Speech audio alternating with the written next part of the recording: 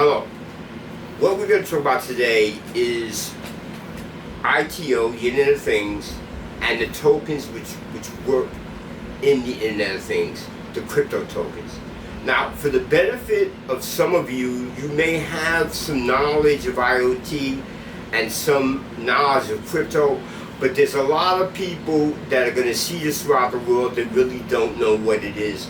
So I'm asking you to bear with me for a little while until I bring the people up to speed on what is the Internet of Things and how cryptocurrency can work in it. So we're going to be talking about the impact and the history of IoT, certain Internet of Things projects. When I use the word IoT and Internet, it's going to be interchangeable. We're going to talk about investing through tokens into the Internet of Things. We're going to talk about how tokens work and some of the problems with IoT or the Internet of Things. Let's first of all start by saying what is the Internet of Things? It's the ability to connect trillions of chips and sensors in order to create an intelligent environment. Fortunately for right now, chips and sensors are really cheap, and they're being deployed in appliances, devices, computer, wearables, all types of devices like that. The word Internet of Things was coined by a gentleman named Kevin Ashton in 1999, and one of the things he was thinking about is how to reduce resources when they're not being used. In other words, an item that is running solid state, consuming electricity, can only turn on when it needs to be used. So that does support energy control. It also reduces the cost to the consumer when you're not using items that aren't necessary at that time. Robotics is going to be a part of the Internet of Things. What would human life look like? Well, with the Internet of Things, the impact on climate change, as I talked about before, would be substantial because items will only be used, as I said before, when they are needed, when they affect you and the environment. The type of changes when the Internet of Things comes along is going to be in knowledge level jobs. There'll be a tremendous reduction in unskilled labor force. You'll see a lot more wearables. You'll see it used in healthcare, and you'll see it used in security with sensors and chips. I'm going to give you 3 examples on how the Internet of Things might impact your life. One, if you can imagine waking up in the morning and the boiler automatically turns on based upon the wearable sensor that you slept with on your arm or watch, let's say. The boiler turns on after the boiler heats up. You get into the shower knows exactly how long to run.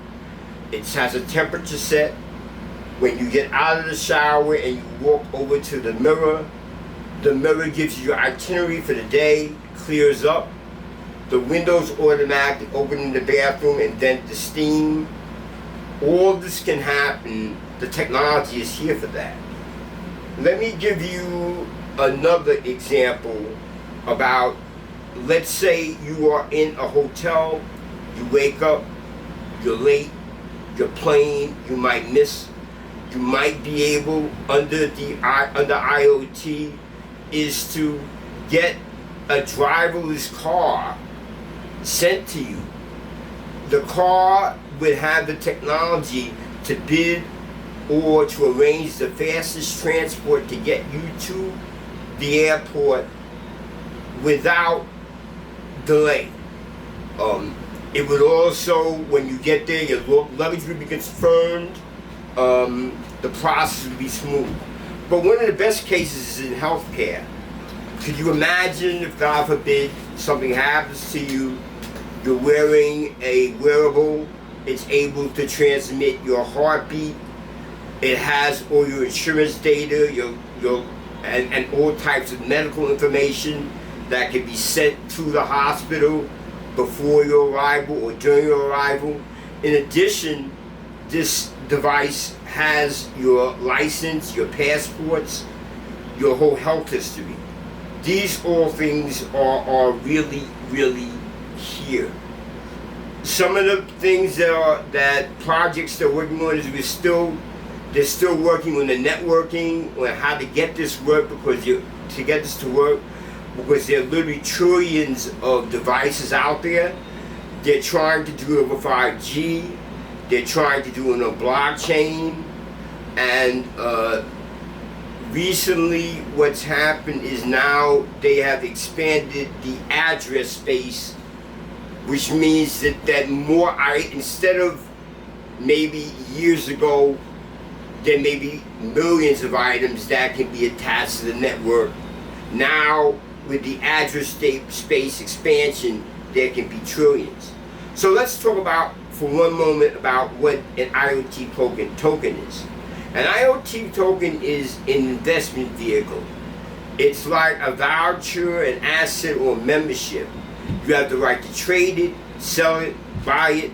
It gives you certain rights and privileges, and it runs on a blockchain. Now, what is blockchain? Blockchain is an environment which can run, and on top of it can run Ethereum, which is an application that does smart contracts and other things, and other crypto assets. What blockchain does is establishes trust. And I'm going to give you an example of what I'm talking about. You guys see this $5 bill right here, okay? This $5 bill, if I hand this bill to my son, like I'm going to do right now, you all saw that.